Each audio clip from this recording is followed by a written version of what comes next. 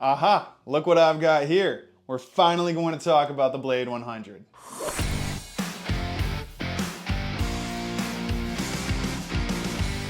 Hey everybody, it's Luca from Rackets Runners. So I just wanted to say before we get into any of the nitty gritty here, after playtesting it, I get it. This is a phenomenal racket and I totally understand why so many of you like it so much. I was trying to figure out how I'd fit it into a video since I thought doing a review would be a little bit late at this point. So instead, I'm going to compare this to the Speed MP and the Percept 100, of course putting a major emphasis on the Blade 100. Now of course, before we get into any of that, let me remind you that any of the rackets we talk about on this channel you can check out on our website racketsandrunners.ca. Also, please remember to like the video, subscribe to the channel, follow me in the store on Instagram, and let me know in the comments section what you want me to cover next. So I've picked these three for obvious reasons. They all weigh 300 grams, they all have 16x19 string patterns, but more importantly, they all have similar constant beam profiles, which is an extremely important part of a racket's playability. The Speed and the Percept have 23mm constant beams and the Blades is 22, so they're much more control oriented than your average tweener. And of course, that also begs the question, why isn't the Gravity MP on this list? Perhaps I should have included it, but to me it's the clear odd one out here for one very important reason.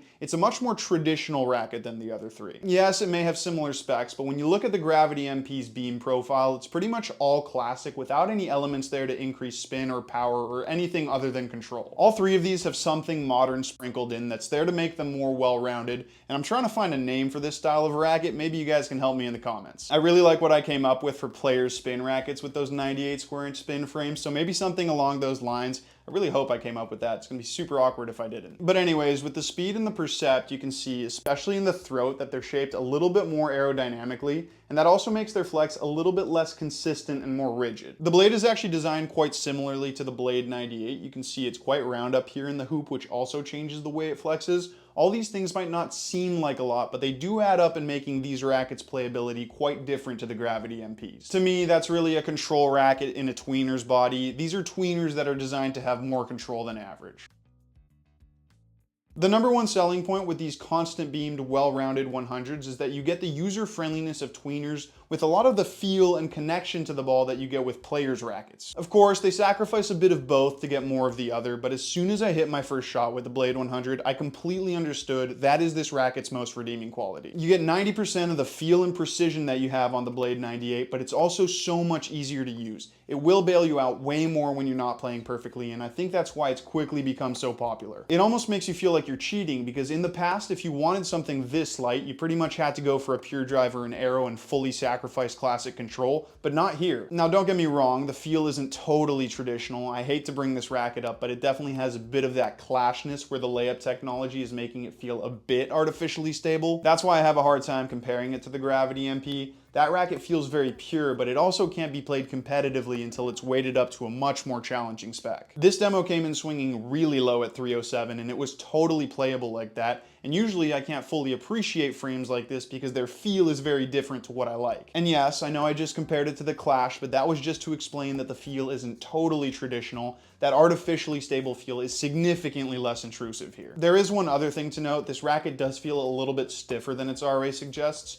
It flexes at 60 unstrung, but like the Blade, it stiffens up as the ball exits the string bed because it has that same stable feel technology. That's part of what makes it so playable at those low weight specs. I certainly wouldn't call it uncomfortable, but we're going to talk about the Speed MP now, which is a racket I consider a little bit more comfortable overall. The feel on the Speed is different. You can feel the way the ball pockets in the string bed that this racket has way more elements of power and spin rackets than the Blade. It has less of that precision that lets you know exactly where the ball is in the string bed, so let's just say the Blade's feel lands somewhere in between the Gravity and the Speed MP. Hopefully that makes sense. I'm also starting to realize that the Gravity is kind of an important racket for this comparison, at least for feel and control. The Speed is also a bit more muted, which is not the same as artificially stable. It's more so a slight lack of positive and negative feedback, probably because of Auxetic 2.0 and this matte rubbery paint job. The Percept is the most raw. You don't feel the technology as much, which might make it sound like it's a racket that's more connected to the ball, but it's not an entirely good thing here. Technology is a major reason why these controlled light 100s are possible nowadays, and I don't find the Percept to be as forgiving as the Speed, and definitely not as forgiving as the Blade. It's a little bit fluttery and jarring when you're not making perfect contact. The feel inside the sweet spot is probably the purest of the three, but you do need to be more careful in general. To me, it has the least of that user-friendly control, which is a big part of what makes these rackets so special, and it's also by far the stiffest of the three, so it is a little bit less comfortable.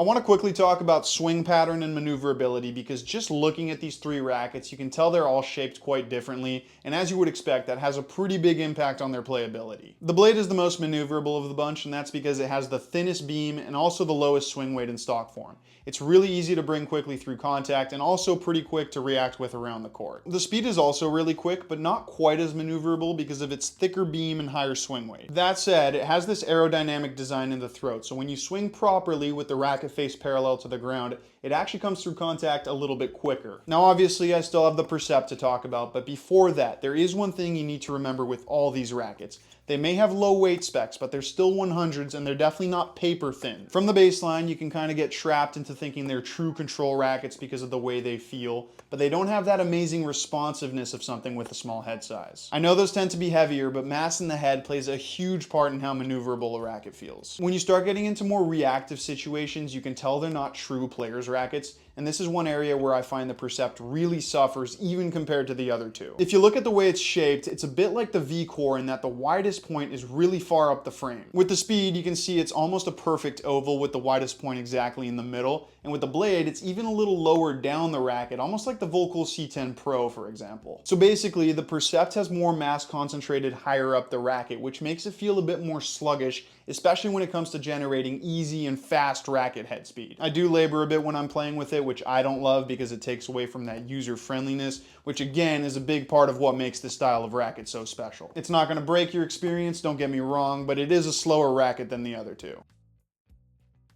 Control is pretty closely intertwined with ball feel, so it's similar to what I was saying earlier. The blade is definitely the closest to a true control racket because it has that better feel and precision, and because it has the lowest launch angle of the three. It's actually a really similar launch angle to the Blade 98 1619, and I think that comes down to this head shape with more mass concentrated in the bottom portion of the hoop. When I got into a rhythm, I really started to feel like I could wail at the ball and it would land between the lines no problem, which is not a sensation I get with 100s other than the gravities, so it's got a great control profile. The speed is a more open string bed and thicker beam, so it's not the type of racket you can hit flat control with for days and never feel like you're gonna miss. You definitely have to tap into that spin to feel super confident with it. The Percept also has a denser string bed, but it is quite a bit launchier than the Blade because of all that mass concentrated higher up the hoop. It's kind of like the Boom and the V-core. This head shape gives you a bit more leverage, which makes for really good power, which we'll talk about in a second, but it also makes it harder to tame that launch. Also, because it's stiffer, you don't have that same ability to grab and guide the ball. It's more of a point and shoot style of control, which can quickly push the ball too deep if you're not careful.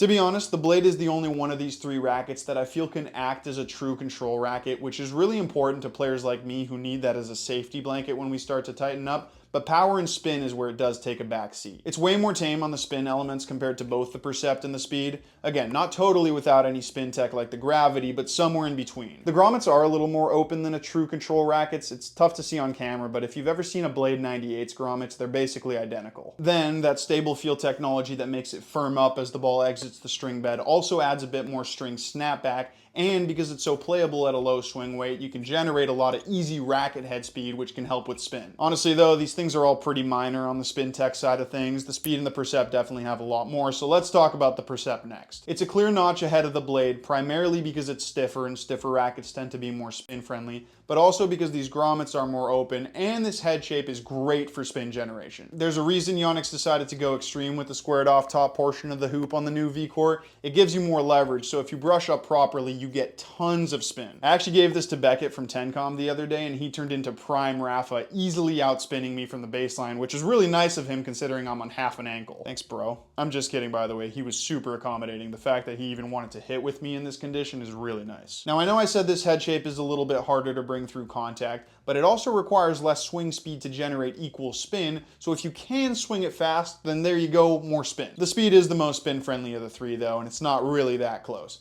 It's aerodynamic, it's got an open string bed, and you get tons of string movement if you hit with proper technique. Honestly, with the right string setup, you could almost call this a true spin racket, so what it lacks in traditional control compared to the Blade 100, it definitely makes up here. Like it was with spin, power isn't quite as high on the Blade 100 compared to the other two, and for many of the same reasons. There's less trampoline effect, and the thinner beam makes it soak up a bit more of the ball during impact, which is a big part of the reason why it has better control, but also why it makes it suffer in power. I still have to say though, thanks to this 100 square inch head size, power is still much higher than on most true control rackets. It is changing a little bit now with 97s and 98s, like the Percept and the Blade actually being decently powerful, but with those you do have to work pretty hard to generate that power. Here it comes significantly easier. Also, you can make this a much more powerful racket by adding some swing weight. It's so low in stock form that you've got tons of room to experiment. I added a bunch of lead after my first couple of sessions and it did become much more powerful. I actually think I prefer it with a low swing weight, but the option is there if you want it. The Percept and Speed are similar in terms of power, both pretty significantly higher than the Blade, but I will say the Percept can punch through the ball a little bit harder when you really get a hold of it. The head shape adding more leverage, the flex being quite a bit stiffer, it all kind of adds up, but the speed is right up there. The Blade 100 is a special racket because it gives players who might not have the technique or swing speed to swing true control rackets 90% of their playability in a much easier package. Nothing else is this easy to use and also this controlled, but its playability doesn't stop there. It's also close to being top tier in almost every other department. Especially if you add a bit of swing weight to it, you'll get more power and spin, you'll give it more real stability, so it's a racket that really good players could appreciate as well. It is different to the Gravity MP, no doubt about that. Especially for spin, it's much easier to generate, which is why I consider it quite a bit more well-rounded. Still, if you want the most well-rounded one, you gotta go for the Speed, which is why, despite the Blade's recent popularity, I think the Speed's gonna stay king for this style of racket for a while. I really wish I could get over its less traditional control profile because I think my game would benefit a lot from a racket like this. The Percept 100 is a funny one because, to be honest, I'm not the biggest fan. I think I made that pretty clear in my review last year and now this video, but I think it's a great racket for the right player. The way I look at it, it's kind of like a VCore 100 stripped away of most of its spin and power gadgets, so it's a more classic experience, but still pretty similar. It's more connected to the ball, so control is higher, but it does a good job of amplifying power and spin because of the way the head is designed. I know a lot of people like this one, and I can totally understand why. Seeing the way Beckett played with it against me, it's got huge playability potential for those with the right technique to swing it. So there you go, that's gonna wrap up this comparison. These are all great rackets that are some of the most well-rounded on the market right now. Kind of like the reverse version of 98s that are made for power or for spin. Maybe we'll do like a battle of the most well-rounded rackets tier list or something. I don't know, the tier list ideas just keep coming to me. But anyways, that is going to be the end of this video. Thank you so much for watching, and remember that if you want to demo any of these rackets, you can come visit us in store, or you can check them out online at racketsandrunners.ca.